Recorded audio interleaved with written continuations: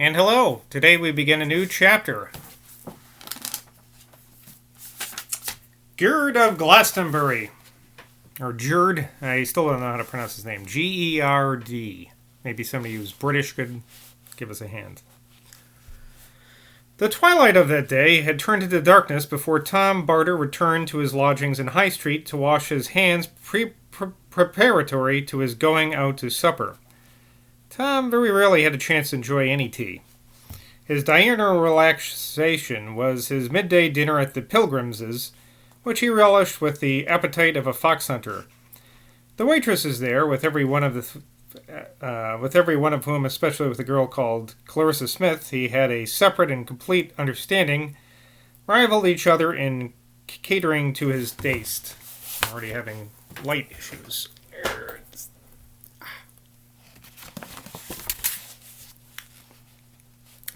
Tom's taste was all for freshly cooked meats and substantial puddings. Any petticoat fluttering about these solid viands was sauce enough for him, and when he blew off the froth from the top of his pewter flagon of brown Taunton ale, and followed with his eyes these bosom attendants passing in and out of the old red baize swing door into the medieval kitchen, a massive sensual satisfaction, worthy of any of these tall Vikings who grounded their keel at Wick, filled the veins of this short, broad-shouldered man. Tom was no adventurer like his tyrant vagabond friend John. He was no devil-may-care swashbuckler like my lord's bastard. He would have made a first-rate sergeant major of a regiment, a first-rate boatswain of a ship, something, a certain pride, a certain fling, a certain chivalrous magnanimity, had been knocked out of him forever by those bullies in Gladman House at Greylands. Ah, yes, I remember that part. They had found Tom Barter a frank gentleman. They had left him a secretive cad. It was only with John, whose friendship antedated those Greyland days, that his reserved man let himself go. Only with John and with any petticoat of the lower class. How often had he stared at the bottom of his pewter pot where a little brown liquid made a fairy moat around the bubbles of white froth. I have not got a soul in the world that really cares, he would think then, except John, and he's nothing much to rely on. And then he would sigh, put his finger and thumb into his waistcoat pocket, where he kept his silver, and place a sixpence beside his plate. Aye, but now he did sympathize with those working girls. Oh, what kind, sweet creatures. Oh, what pretty ways of making a man feel that he was a man. As he entered his comfortless room at the top of Sadler's shop, and poured out the water from the bare white jug and selected a thin little pin of Pier's soap, which he had been using for a fortnight, rather than the big new square yellow piece, with such hard edges that his landlady had put out there this morning, it came over him that he really was leading rather a desolate sort of life. But if I can get Tossie Stickles to undress for me somewhere or other, or even to let me play with her in one of those binnies between bushy cum, it'll make up for a lot. It's certain that if I were married and had a nice fireside and my books and a garden, I could enjoy myself with these girls any more. And they are so sweet and unexacting. Oh, they're so different from these finicking bitches who think themselves ladies. Wow. Used the B word. He ran down the stairs and out into the street. The remainder of the hours from now on, till he was asleep in his chilly room above the Sadlers, seemed invariably to fall below the average of normal human experience.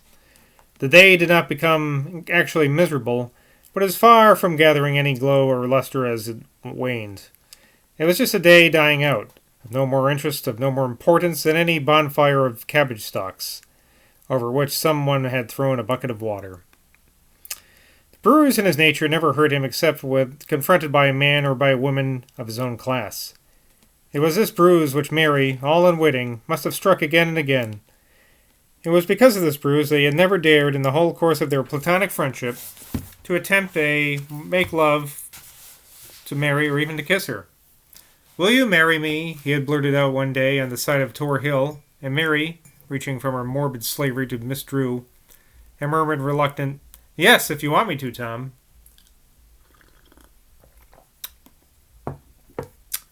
Once in the street today, Barter made his way, as usual, not to the cheerful tea shop at George Street, where John and Evans had had lunch, nor to the ones presided over by Sally's mother in High Street, but to a common little restaurant called the Abbey Cafe, where a waitress whose name was Joan brought him a plate of fish and potato chips.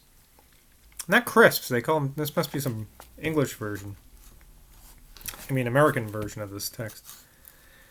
This overworked attendant resembled that Joan in the song, "While greasy Joan doth keel the pot," and no other educated man in Somersetshire would have flirted with her as Barter did. But it was but a poor pleasure he got from this. Indeed, night after night, he would swallow his ill-chosen supper and answer the wench in sulky monosyllables while he stayed on and about, merely putting off the moment when he had to face the sight of his cold bed, his portmanteau on the floor, and the picture of Tel el Kibir over his fireless grate.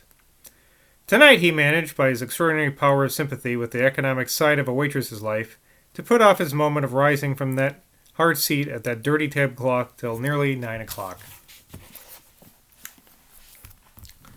Again in the lighted street, he was seized with a sudden loathing for the wretched bedroom as his, and something like a spasm of bitter distaste for his whole life in Glastonbury. I'll go and see Mary, he thought, and then he thought, what's the use? But then he came opposite the darkened windows of that saddler's and heard, through the open side door, the sound of his landlady's voice scolding her husband. His feet began automatically taking him to the Abbey House. When Lily Rogers opened the door to his ring, she smiled more pleasantly upon him than she would have done upon any other surprise visitor at that late an hour. Barter had long been the chief favourite, one of all the gentlemen in Glastonbury, with Miss Drew's servants, just as he was a great persona grata with Miss Drew herself. "We've got company in the drawing-room," Lily said. Mr. Decker has brought that man Geared here to see Miss Drew. She never would have seen him if the vicar hadn't told her of his duty. They're all in there now. Would you prefer that I called Miss Crow out, sir, and brought the lamp into the dining-room?"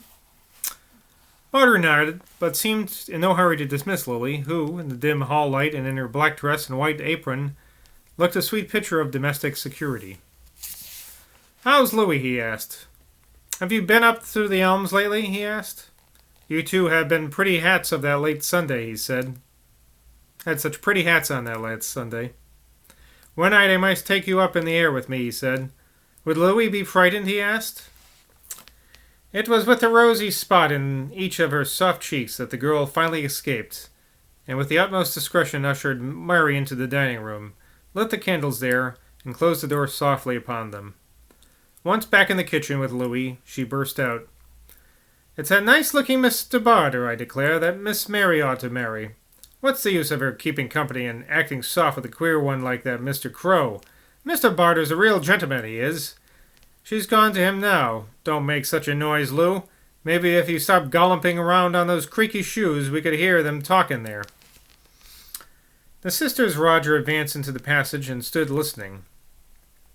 Not otherwise might a pair of white doves, perched upon a roof, have watched their young lady's casement close tight behind an adventurous gallant. Lily had forgotten, in her appreciation of the sly Barter, to fetch the lamp she had referred to, so as by no brighter light than that of two tall silver candles standing between several vases of daffodils, that the two natives of Norfolk exchanged their confidences over the dying fire. Barter sat in the faded leather armchair of Mrs. Drew's father, where Mary crouched on the rug at his feet. The girl was sadder than usual that night. She spread out her strong hands over the fading coals and lifted her chin towards the figure of the man in the armchair. The flickering glow irradiated her dusky hair, touched the sad circles under her eyes, gray eyes, fell upon her parted lips, and made her white teeth shine. "No, she isn't as pretty as she was," thought Barter, and a shameless comparison between what it would be like to have Mary between him and the wall and Lily Rogers passed through his mind. My goodness, he thought, but I suppose Lily would be like a cold flower stalk, whereas this girl...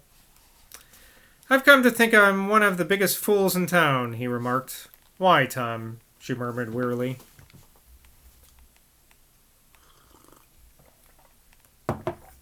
I was an ass not to rush you off, Mary, and get married before old John turned up. You'd have had your friend, Tom, wouldn't you, you lovely creature? What's wrong with you, Tom? She asked abruptly.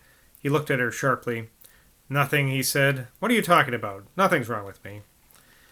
When I think of your life sometimes, she said, between the office and that awful room of yours, I can hardly bear it. This she said gravely and intensely, looking in his face. And every syllable of it was true, for this man had become like a brother, and more than a brother to her. And yet, as she looked at him now in that familiar grey office suit, actually wearing a purple tie she had chosen for him at Wallops, when John was no more than a name, she could have found in her heart to wish that she had never seen him, never known that such a person as Tom Barter was in the world. It was an odd feeling to look up at him now, sitting there so easy and natural in old Mr. Drew's leather chair, and say to herself, There's the man who couldn't bring himself to marry me. He had been all along a fatal apparition in her life. Yes, he was an unconscious nemesis, although their relations had been so innocent. She remembered an occasion at Thorpe, near Norwich, when, sitting with her mother by the river bank, watching a barge go by, the older woman had suddenly said, You're in a deep nature, Mary. Your danger won't come from any little ripples on the tide of your life. It will come from large things bearing down, like that barge. The man sitting there opposite her now was just like that barge on their native river, which her mother had noticed, coming so strongly and massively forward with the tide. It is no good hiding in from each other, Tom, she began now. We old friends had better be frank with each other. Neither of us are happy in our life. You're sick to death of running Philip's business for him and flying in planes for him. You're longing to be on your own, to whistle Philip and his affairs down the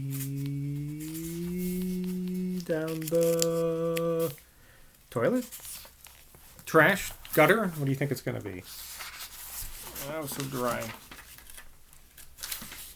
Wind! Oh, I wasn't expecting that. Down the wind and be your own master. I'm bored to death by Miss Drew and everything in this house. Sometimes I think of leaving John and all the rest of them here and of getting a place somewhere else.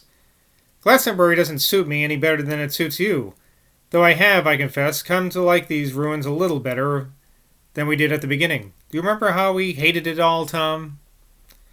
Her eyes shone so strangely now as she looked up at him that the wild idea came into Barter's head that if he had pressed her in one grand coup, she might even, out of pique for John's neglect, throw John over and allow herself to be carried off by him, carried back to Norfolk perhaps, if he dared to chance it.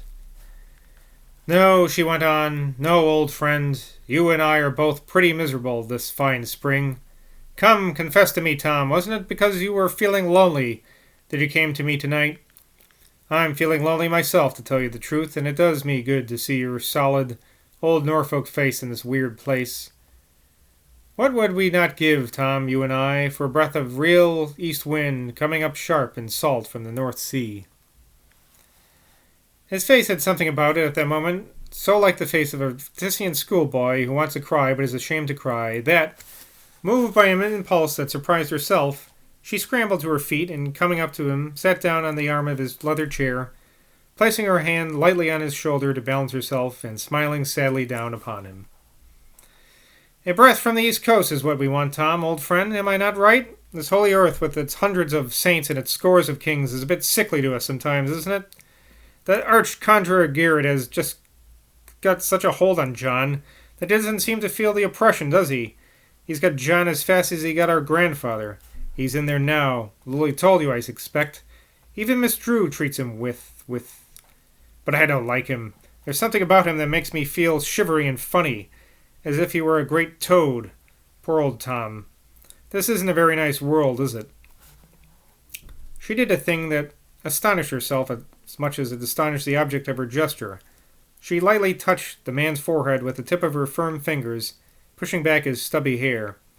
He made a sort of fumbling movement to take possession of this friendly hand, but the girl slipped quickly then off his chair's arm and went over the mantelpiece against which she leaned her elbow.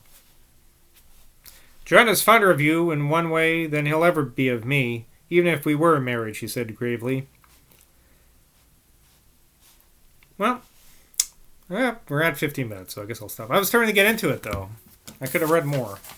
But, hey, there's only, 900 pages left, so gotta pace ourselves here. Well, isn't that funny? You can see these dust in my light, but in real life, you can't really see it that well, but on the camera, you can see it pretty well. Fascinating. Anyway, till next time, I'll see you in Glastonbury.